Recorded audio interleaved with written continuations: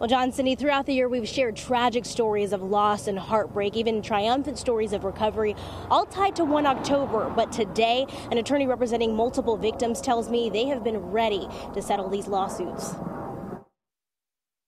Andrew and I, we just made it out alive.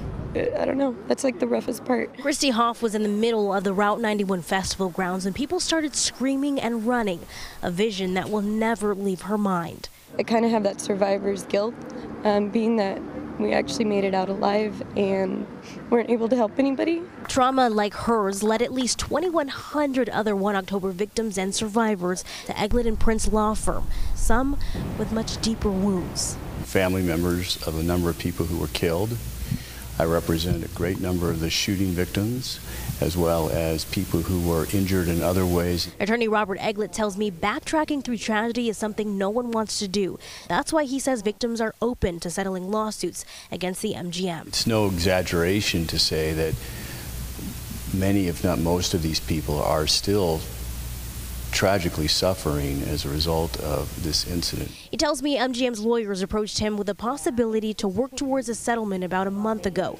In a statement to Fox 5, MGM officials said in part, while we continue to believe that ultimately courts would find in MGM's favor, we hope that entering into mediation will allow parties to work together towards a fair and timely resolution. Since then, the two sides have been working to create the parameters of a mediation. I'm optimistic that we're at least going to get to the table.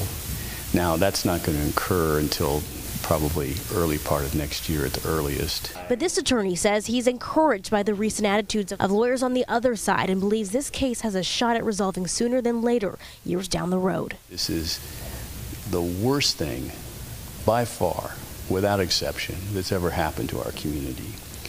No one wants anybody to suffer anymore. No one wants MGM to suffer. But these victims, they have to be fairly and appropriately compensated. They have to obtain justice here. Now, I did ask if they were to get to the table and hash out an agreement, is there a minimum amount that they're looking for? They said that that is something that they will have to deal with behind closed doors, completely in private. Reporting live, Shanae Mara, Fox 5 News, local Las Vegas.